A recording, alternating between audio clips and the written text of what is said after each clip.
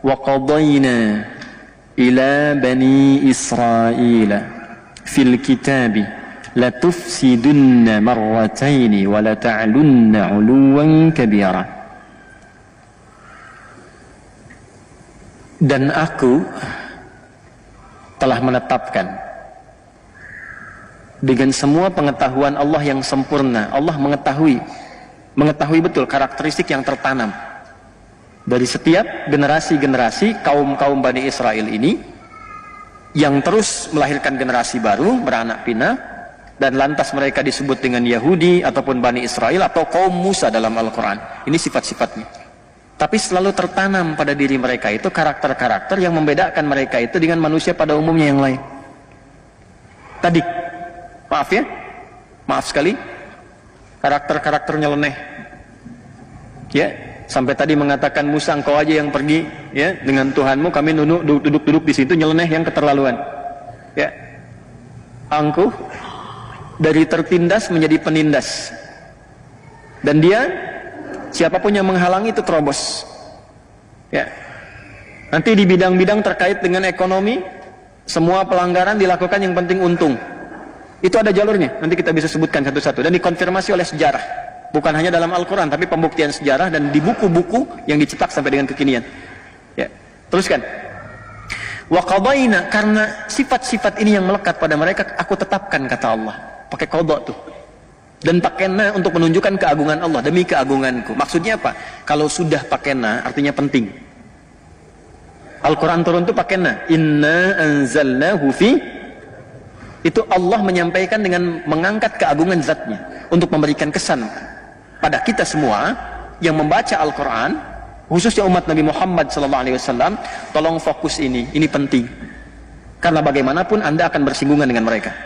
Wa qadayna ila bani Israil, aku tetapkan kepada generasi-generasi yang mengaku keturunan-keturunan dengan nama-nama Bani Israel ini. Fil kitabi, bahkan dalam kitab mereka di Taurat sudah disebutkan. Nanti disebutkan kembali dalam Injil dan disempurnakan semuanya dengan detail karakternya dalam Al-Quran. La tufsidunna fil ardi marwatain, kalian akan berbuat kerusakan yang parah di muka bumi itu sampai 2 kali, 2 masa. Awas. Wala ta'lunna 'uluwan kabira, dan kalian akan bertindak di muka bumi ini dengan tindakan yang sangat keterlaluan. Ya, jadi di atas togo, jadi ada togo, ada ulu. Kalau togo itu bersikap kriminal kepada manusia dan pencipta. Di atas itu ulu. Jadi sudah bukan kriminal lagi. Ya, sudah berani mengungkap, menantang Tuhan. Ada nabi yang berkelahi dengan Tuhan, nabinya menang katanya. Ada begitu tuh. Ya, sudah uluwan kabir, itu fil ard, 2 kali yang dilakukan. Nah, para ulama mengungkap tentang 2 fase ini. Jadi ada 2 fase pelanggaran mutlak yang akan dilakukan generasi-generasi ini di dalam kehidupan mereka sampai dengan kiamat. Itu 2 pelanggaran mutlak. La tufsidunna, pakai la, kemudian nun taukid di akhirnya untuk menegaskan ini benar-benar akan terjadi. Ya. Fil ardi marwataini, levelnya itu level dunia, level global, bukan lokal. Saya ulangi, levelnya level dunia, global, bukan lokal lagi. 2 kali. Kapan level yang pertama ini terjadi dalam level dunia ini? Kapan kerusakan pertama terjadi? Wala ta'lunna 'uluwan kabira, dan Anda bersikap sudah melampaui batasan yang tertinggi. Jadi batas tertinggi itu disebut ada tagha, perilakunya disebut dengan tughyan. Orangnya taghi, jamannya tagut. Firaun disebut dengan tagha. Firaun, izhab ila fir'auna innahu tagha. Itu Firaun. Ini levelnya di atas Firaun. Sudah uluwan kabira. Ya, uluwan kabira. Sifat ulu itu kembalinya kepada Tuhan. Allahu jalla wa ala, sifat ala disebut ulu. Itu sudah melampaui sifat-sifat tagha, ya. Isda ulu, di atas ini ada ulu, dan disifati dengan uluwan kabira, damage-nya tinggi. Nih. Maka para ulama menelusuri sejarah. Dilihat, Anda kalau buka kitab-kitab tafsir yang klasik, dari misalnya tafsir At-Tabari, gitu kan, sampai dengan kekinian, sampai yang Sya'rawi, ceramah beliau yang kemudian didokumentasikan, dituliskan, atau Tahrir wa Tanwirnya Muhammad bin Tahir bin Ashur, Tahir bin Ashur, itu Anda akan temukan dari yang klasik sampai yang kontemporer. Ternyata fase-fase ini ditemukan fase kerusakan pertama, satu, afsada yufsidu. Tufsid itu dari afsada yufsidu, merusak. Merusak itu cuma, kata para ulama, cuma akan terjadi dengan dua fase. Satu, dirinya dulu rusak. Yang kedua, baru merusak keluar. Nggak mungkin orang bisa merusak kalau nggak dimulai dari fase pertama, yaitu rusak dulu dirinya. Jadi ada generasi rusak di sini. Dari sekian umat Nabi Musa yang disebut dengan Bani Israel, yang Hudna tadi, Yahudi itu diantara mereka ada yang rusak. Udah jelas. Ya, ada yang baik, ada generasi baik, yang generasi 70 tadi yang dibawa tobat itu. Ya, ada yang diantara mereka memang rusak. Cara berpikirnya udah rusak, dibawa nostalgia ke masa lalu, harus begitu. Mau nggak mau mesti begitu, kalau nggak habisin semua. Rusak itu. Nah, sifat itu yang menjadikan mereka, kalau dengan siapapun termasuk Nabi, nggak sesuai dengan karakter mereka, selesaikan, termasuk bunuh Nabinya. Maka kerusakan pertama yang terjadi dari generasi rusak ini adalah langsung membunuh Nabinya. Nabi Zakaria itu dibunuh oleh generasi ini. Jadi setelah Nabi Musanya meninggal, terus generasi masuk, Daud, Sulaiman selesai, kan terakhir Nabi Isa. Nabi Isa itu kurang lebih jarak ke Nabi Muhammad itu 600 tahun. Sebelum Nabi Isa lahir, Nabi Isa itu kan anaknya Maryam. Ya kan? Maryam anaknya Imran dengan Hannah. Imran punya saudara namanya Zakaria. Hannah punya saudari namanya Eliasobat. Zakaria menikah dengan Eliasobat. Imran menikah dengan Hannah, melahirkan Maryam. Sebelum lahirnya Nabi Isa, Maryam lahir, itu Zakaria alaihissalam belum punya anak. Maka berdoa di mihrabnya Maryam, sholat di mihrabnya Maryam, supaya minta diberi keturunan. Secara medis istrinya divonis sudah monopus dan mandul. Maka dengan izin Allah, di mihrab Maryam itu berdoa, dikabulkan oleh Allah. Akan punya anak langsung, namanya dari Allah, Yahya. Itu diabadikan di Quran surah 3 Ali Imran ayat 38 sampai 39. Ya, hunalika da'a Zakaria rabbah qala rabbi habli min ladunka dzurriyyatan thayyibah innaka sami'ud du'a fanadathu al malaikatu wa huwa qa'imun yusalli fil mihrab anna Allah yubashshiruka bi Yahya. Yahya, John. Ya, Yahya. Bahasa Inggrisnya atau Latinnya John. Ya, John, Yohanes, John. Jelas? Nah, ini Nabi Zakaria, Nabi Yahya itu kan ditunggu-tunggu pemuka Nabi mereka itu, pemukanya. Generasinya sama, generasi Musa ke bawah itu. Ya, itu Yahya itu dihadirkan pertama kali oleh Allah seperti Harun kepada Musa, disiapkan dulu supaya menyiapkan jalannya Isa alaihissalam ketika membawa risalah. Ya, karena Nabi Isa itu nanti dari bayi sudah dapat tugas, tumbuh dewasa, mudanya itu meninggalnya muda, jadi nggak nikah Nabi Isa itu, nggak sempat nikah, 30-an tahun lebih sedikit itu sudah meninggal. Ya, inni mutawaffika wa rafi'uka ilayya. Ya, diwafatkan, diangkat kemudian oleh Allah Subhanahu wa ta'ala. Makanya makamnya sampai sekarang nggak ditemukan. Diangkat. Jadi sudah sampai di situ, disiapkan dulu. Yang menyiapkan siapa? Allah. Siapa yang ditunjuk? Nabi Zakaria lewat anaknya Yahya. Itu meninggalnya dibunuh oleh kalangan yang rusak ini. Bayangin sampai bunuh Nabi. Bahkan kalau mau tarik sebelumnya Nabi Soleh ada. Mungkin antum belum pernah dengar kisah ada Nabi digergaji meninggalnya. Belah dua. Gitu. Mereka yang nuntut, ada mukjizat, dikasih kemudian unta keluar dari batu, udah gitu untanya dihabisin, nabinya dibunuh. Ini golongan rusak tadi. Sampai ke puncaknya Nabi Zakaria dibunuh, Nabi juga Yahya dibunuh, dan Nabi Isa pun dikejar mau dibunuh, mau disalib di akhir itu. Ini kan kelakuannya ini generasi rusak. Ya. Jadi yang 70 tadi melahirkan yang baik-baiknya sedikit, ke bawahnya itu Hawariyun itu. Ya, Hawariyun yang 12 orang itu, yang murid-muridnya itu kan. Ya, itu pun sedikit, yang selebihnya itu mewarisi genealogi tadi, genetik tadi yang merusak. Maka ketika itu lahir yang rusak sampai Nabi Isa pun dikejar. Nabi Isa kan keturunan ini dari Bani Israel ke atas, jalurnya ke Ishak alaihissalam. Maka apa yang terjadi? Itulah yang membentuk karakter.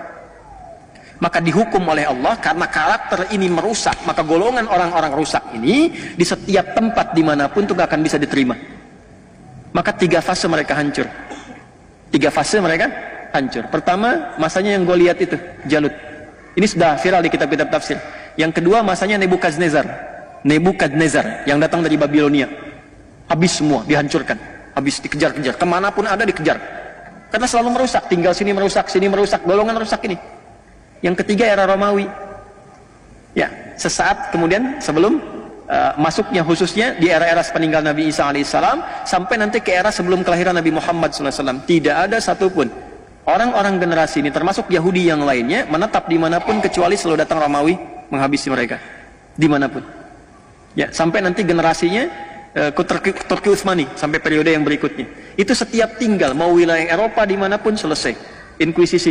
Kalau nggak digantung, disiksa, habis, dikejar kemanapun. Nggak ada yang bisa menetap karena perilaku ini. Ya. Jadi golongan rusak itu tinggal dimanapun sifatnya merusak. Di kalau dagang pengen yang paling unggul, tapi cara unggulnya itu ini diadu dulu nih. Yang eksis diadu supaya hancur, begitu hancur dia masuk. Di setiap tempat, setiap era dengan cara berbeda tapi polanya sama. Selalu ingin unggul. Dan sifatnya itu semua sistem dalam berkehidupan disebut millah namanya. Itu prinsip mereka, sepanjang ada sistem berkehidupan di era manapun kita harus yang paling atas. Apapun caranya. Itu yang diungkap di Al-Baqarah ayat 120. Walan tarda ankal yahudu walan nasara hatta tattabi'a millatahum. Antum bedakan din dengan millah itu beda. Dan lihat ya, jangan salah nih, jangan salah. Kalau Yahudi pakai walan tarada ankal yahud, disebutkan Yahudi. Tapi Nasrani pakai la. Cuman kita bacanya pakai kan alif lamnya syamsiyah tuh. Ya, lamnya masuk ke nun, walan nasara. Padahal itu tulisannya la, wala an nasara. Yahudi lebih dahsyat. Ya. Di ekonomi, di pekerjaan harus selalu di atas, kuasai. Bagaimanapun caranya. Habisin dulu, hancurkan dulu. Bikin mata uangnya habis, jatuh semua, beli, ini naik ke atas. Yang penting bisa menguasai. Itu caranya. Ya itu kan perilaku ya, perilaku. Nanti caranya menghadapinya bagaimana secara elegan. Ini bukan dorongan untuk membenci, begini. Bukan. Ini menampilkan karakter. Ini dimanapun akan begini. Cara menghadapinya bagaimana. Jadi indahnya Islam itu bukan datang dengan kutukan, bukan celaan, bukan cacian, bukan kebencian. Gak ada uraian kebencian di Quran tuh gak ada. Quran cuma menampilkan secara faktual begini karakternya. Kalau ente hidup bergaul dengan mereka, yang akan muncul tuh seperti ini. Nanti menghadapinya bagaimana? Itu sisi ekonomi. Ya, secara militer juga begitu nanti. Karena mewarisi generasi yang sebelumnya itu, karakteristiknya yang sangat kasar, pengen sesuatu segera dilakukan, Nabi aja dibunuh, apalagi yang bukan Nabi. Nabi aja nggak ada harganya. Kalau rumah sakit dibom, dunia mengutuk, cuman ngutuk aja, ngutuk begini. Besoknya ambulan dibom lagi. Ini nggak pengaruh. Lihat wawancara terakhir itu. Ya, bagi kami nggak ada harganya. Kolateral itu dibandingkan dengan nyawa ini kami, katanya warga kami. Jadi generasinya dijaga, yang penting yang lain nggak ada nilainya. Nilainya. Antum nggak ada nilainya tuh. Saya nggak ada nilainya. Dia dapat yang ada nilai itu yang ini aja. Nah itu generasi rusak. Generasi rusak. Nah nanti 3 kali itu di fase terakhir, fase Romawi. Maka di mana-mana itu kemudian habis. Baca Qurannya lagi. Ya, yuk kita bacakan lagi. Wa qadayna ila bani Israil fil kitab la tufsidunna fil ardi marratayn wa la ta'lunna 'uluwan kabira. Terus fa idza jaa wa'du ulahuma ba'athna 'alaikum 'ibadan lana uli ba'si syadidin fajasu khilalan diyar wa kana wa'dan maf'ula. Jadi begitu kerusakan pertama terjadi tadi, yang membunuh nabi, membunuh rasul, berbuat kerusakan, maka diutus oleh Allah itu hamba-hamba yang lebih rusak tapi kuat. Ya, yang dimaksud di situ bukan yang muslim, bukan.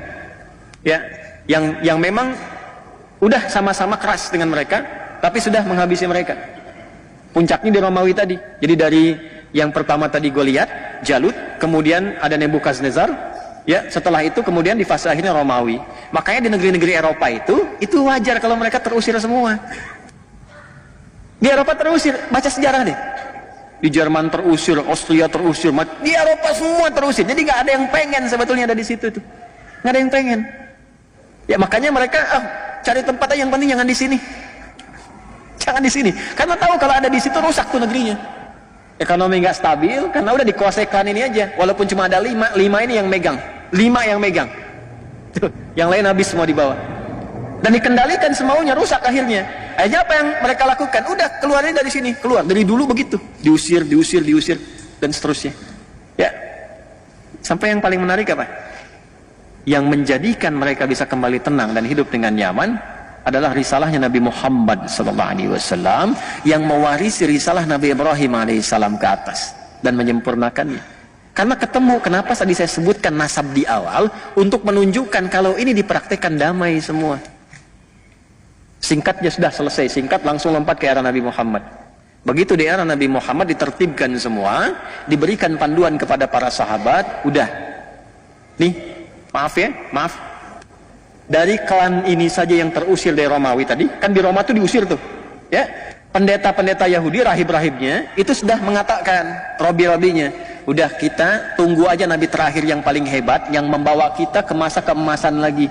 Namanya Muhammad, lahirnya di Mekah, cuma nanti akan hijrah ke Yathrib. Yathrib itu kota tenang, kota damai, ada kota subur. Cuman kalau di Mekah, dia akan diusir oleh kaumnya, disiksa. Daripada kita ikutan capek, kita nunggu aja di Yathrib. Pasti begitu tuh.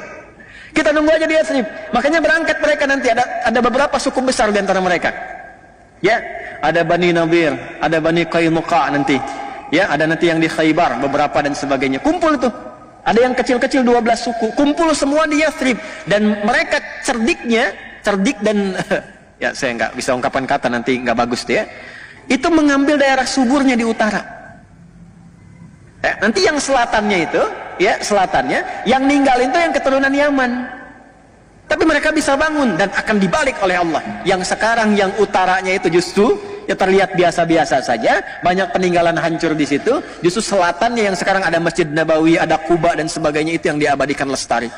Jadi kalau antum main ke Madinah sambil belajar sejarah, antum bisa merasakan ini nikmatnya beriman. Kalau imannya benar tuh dijaga oleh Allah, yang tandus pun bisa makmur.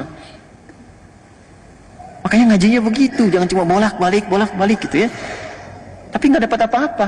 Insya Allah sah, secara umrah sah, baik dan sebagainya. Tapi saat pulang tuh nggak ada refleksi.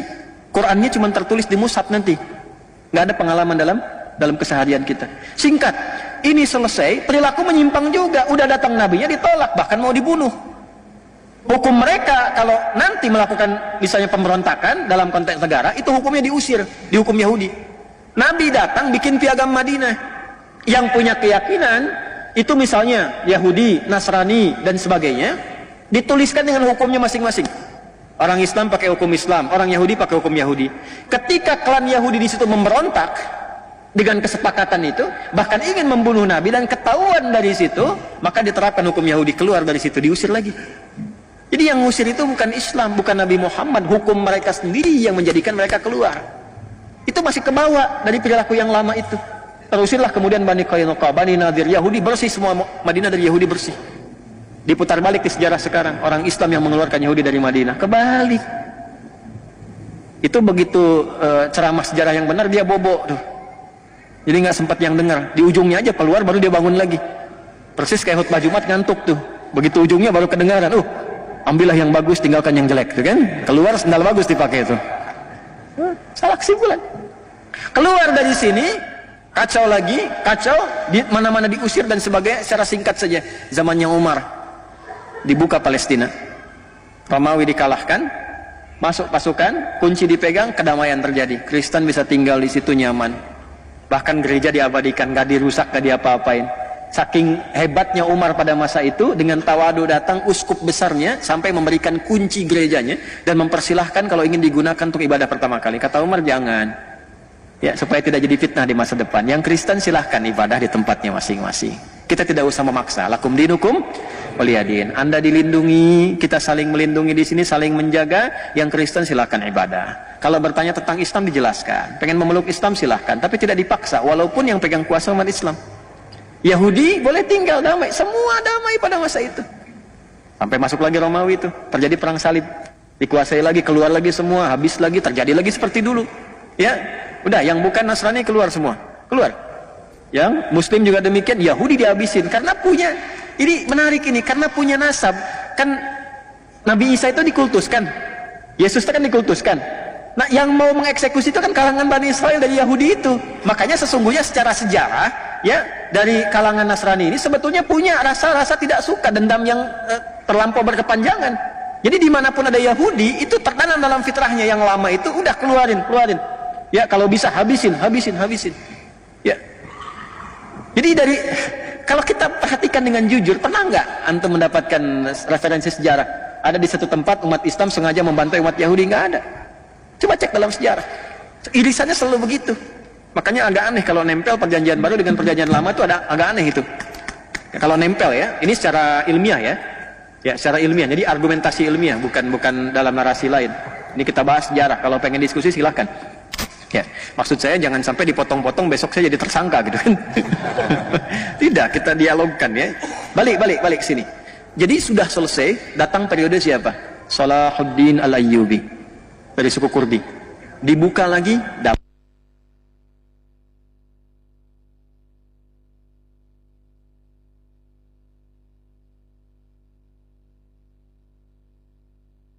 Turki Utsmani sampai 1924 tenang semua, damai dan sebagainya. Terjadi ketika mereka kemudian merasa damai, merasa tenang, golongan rusak muncul lagi. Muncul khayalan. Ini ada nostalgia masa lalu nih. Kenapa kita nggak bangun lagi aja Haikal Sulaiman sekalian di situ? Terus akan di situ ada bukit besar tuh, Nabi kita yang raja paling hebat Daud dikubur di situ, di Bukit Zion tuh. Ya, dataran tinggi Golan yang batasan Syria dan sebagainya. Itu Zion di situ. Maka dimunculkanlah gerakan-gerakan untuk mengembalikan itu dari semua bagian-bagian wilayah Yahudi yang akan di muka bumi. Ya, maka apa yang mereka susun dan sebagainya, teman-teman, Bapak Ibu sekalian, gimana caranya supaya kita bisa hidupkan lagi Haikal Sulaiman, bawa lagi ke situ, itu berdasarkan khayalan saja. Yang tadinya udah damai, udah tenang, sifat rusak muncul lagi, dikumpulkan semua akhirnya muncul. Jadi yang disebut mereka mencoba untuk bawa lobby namanya. Ya, di lobby, maka muncul lobby Yahudi namanya. Dalam sedunia, di lobby semua yang sedunia itu, gimana kalau kita bangun gerakan untuk balikan lagi ke situ, munculkan lagi. Maka sebagian mereka besarnya berpusat di Inggris, dikuasai dua hal untuk menguasai itu. Yang pertama itu ekonomi. Ya, falyabudu rabb hadzal bait alladzi at'amahum min ju'. Maka mereka bergerak di bidang ekonomi. Termasuk nanti kalau saya mau cerita di satu waktu yang lain, yang datang ke Nusantara pun dengan VOC itu, saya cerita begini sudah riset, saya begini-begini sudah menduduki kantor VOC di Belanda. Ya, saya sudah ke kantor VOC, sudah saya cek jalurnya, sampai gudangnya, sampai dokumentasinya. Itu VOC itu, Bapak Ibu, konsorsium dagang. Swasta. Yang bawahnya orang Yahudi pertama kalinya. Ketika hancur di Eropa, dia melihat ada ekspedisi-ekspedisi yang dilakukan oleh pasukan-pasukan Salibis. Setelah periode 1492, terjadi perjanjian Theodosius, kemudian Isabel, ya, itu disatukan dengan Ferdinand, yang di Spanyol itu jatuh. Kemudian setelah itu membuat misi 3G. Sekarang sudah 4G atau 5G. Ya, dulu masih 3G, God, Glory, and Gospel, menyebar. Itu dipelajari. Karena kerajaan yang kirimkan seringkali karam, di lautan besar itu karam, biayanya banyak. Mahal, habis semua, makanya sering dikali harta karun peninggalan Raja Spanyol dan sebagainya, sering sampai jadi film dokumenter sekarang ini. Nah, belajar dari situ beberapa yang Yahudi bikin satu konsep, udah gabungin aja semua nih pengusaha-pengusaha supaya resikonya makin kecil. Kalau karam pun harta keluar sedikit, kalau menang keuntungan banyak. Maka disusun itu. Asalnya yang muncul Yahudi, itulah saham pertama kali yang terjadi di bumi. Yang diarahkan untuk kepentingan swasta konsorsium tadi. Itu markasnya kecil aja, kecil. Sekarang jadi asrama. Jadi sedikit begini, di Delft namanya, Delft, ya. Ada bulatan masuk lorong sebelah kiri kecil aja, mungkin jaraknya tuh 10 meteran lah ke atas gitu. Itu kantor VOC yang ngambilin rempah-rempah dan semuanya kita itu. Ya, kuman gudangnya sebesar Masjid Al-Azhar depannya. Terus dibikin kanal-kanalnya itu nyambung ke 13 provinsi di Belanda, nyambung ke Samudra Hindia, nyambung sampai ke kita. Jadi kalau ngambil rempah-rempah dari sini, lewat jalur laut, itu langsung tembus ke gudang. Masih ada gudangnya sampai sekarang. Jadi restoran sekarang ini. Saya baru dari sana beberapa waktu yang lalu. Dan yang paling menarik itu pajaknya dipakai untuk membangun Belanda. Jadi Belanda itu dibangun dari pajaknya VOC. Jadi Belanda tuh. Sampai ke New York nanti. New York itu asalnya mau dibangun New Netherlands. New York itu kita punya saham rempah dari sini ke New York itu. Makanya harusnya masuknya tanpa visa tuh ke situ. Sahamnya dari sini, baca sejarah lagi, baca sejarah. Itu bangun, bayangkan betapa kayanya negeri ini. Pajaknya aja bisa bangun Belanda, pajaknya aja. Yang sehat, yang baik-baik gitu. Ini makmur, ini anugerah atas berkat rahmat Allah yang Maha Kuasa. Indonesia itu kaya. Ya, cuman orang-orangnya juga mesti berpikir mendekati Allah supaya baik. Yang kita perlukan orang baik. Kalau cuman pintar nggak baik, kekayaannya nggak berguna, habis. Yuk balik lagi dari situ, itu Anda bisa bayangkan ekonomi dikuasai di masa-masa itu. Jadi yang pertama dikuasai ekonominya dulu supaya megang dunia. Karena kalau ekonomi dikuasai gampang, militer dikendalikan, pemerintahan dikendalikan, karena gampang bayar selesai.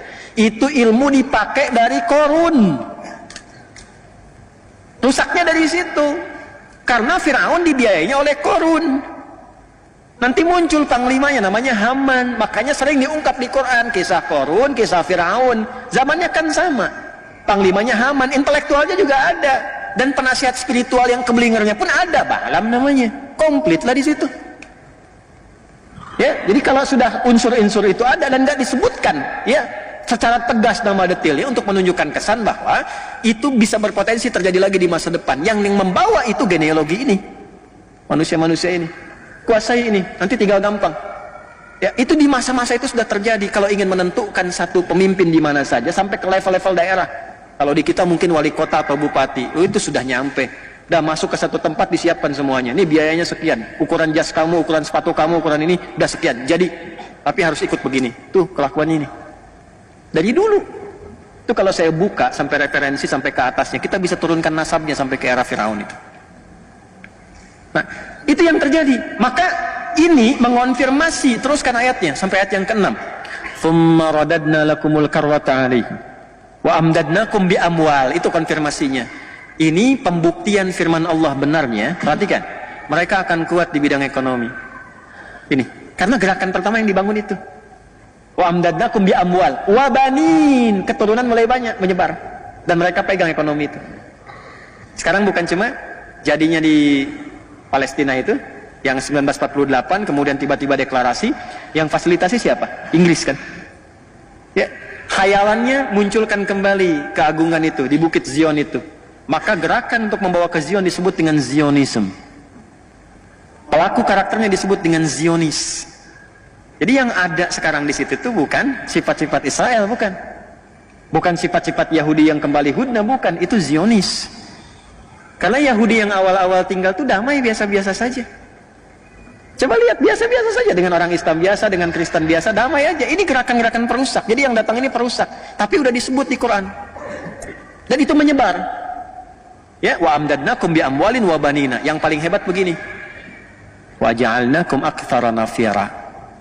Dan gerakan itu nanti melintasi zamannya akan punya dukungan-dukungan dari pihak-pihak luar yang menguatkan dan membantu mereka. Nafir itu artinya yang mensupport, yang mendukung, yang mendorong. Jadi Quran sudah mengungkap ketiganya. Terbukti nggak sekarang? Satu, ekonomi dipegang, terbukti?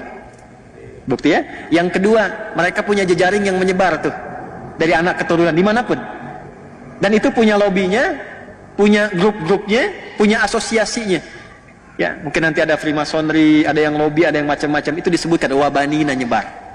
Dan semua membentuk jaringan untuk saling menguatkan sehingga dia bisa punya proksi, bisa punya macam-macam yang itu akan membantu. Wa ja'alnakum aktsara nafira.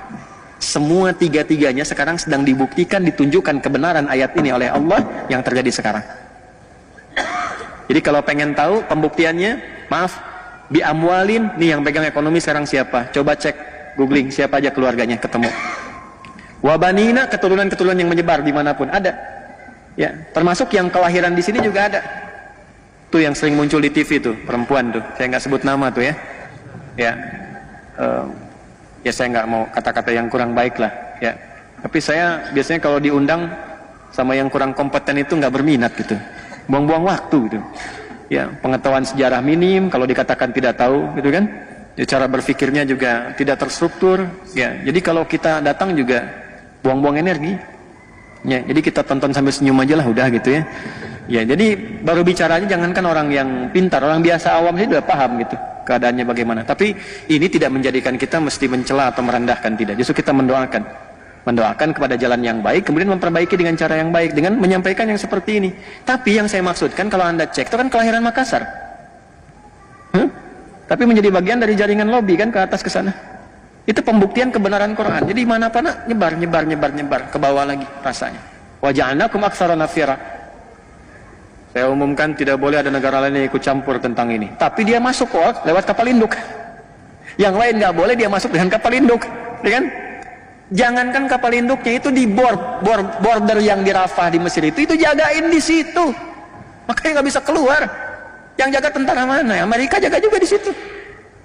Banyak kumpul, Amerika, Kanada, dari Inggris, dari macam-macam negara Eropa. Yang menariknya begini, ini yang dikuasai jejaring itu, ja'alnakum aktsara nafira, sebetulnya dalam hatinya pun sama, nggak pengen Yahudi masuk ke daerah mereka. Sebab kalau masuk ngerusak lagi, daripada di kami, di situ aja deh kami jagain. Gitu. In ahsantum li anfusikum, ayat 7. Wa in asa'tum, jika pun kalian membuat kebaikan, bikin aksi sosial, jadi akan ditemukan nanti golongan ini bikin aksi sosial, ngebiayain gerakan sosial tentang alam dan masing-masing. Itu ahsantum li anfusikum, kepentingan internal mereka aja untuk mengekalkan apa yang mereka lakukan sampai dengan muncul nanti fase berikutnya. Wa in asatum falaha, kalau berbuat buruk memang begitu karakternya. Memang begitu karakternya. Jadi kalau sekarang misalnya yang dibom, maaf, rumah sakit, ya memang begitu. Nggak peduli dengan kutukan dunia, ya memang begitu. Yang terkutuk ya memang tidak peduli dengan kutukan. Ya udah terkutuk, nggak peduli dengan kutukan. Ya jadi kalau Anda mau keluar, teriak-teriak sampai di luar.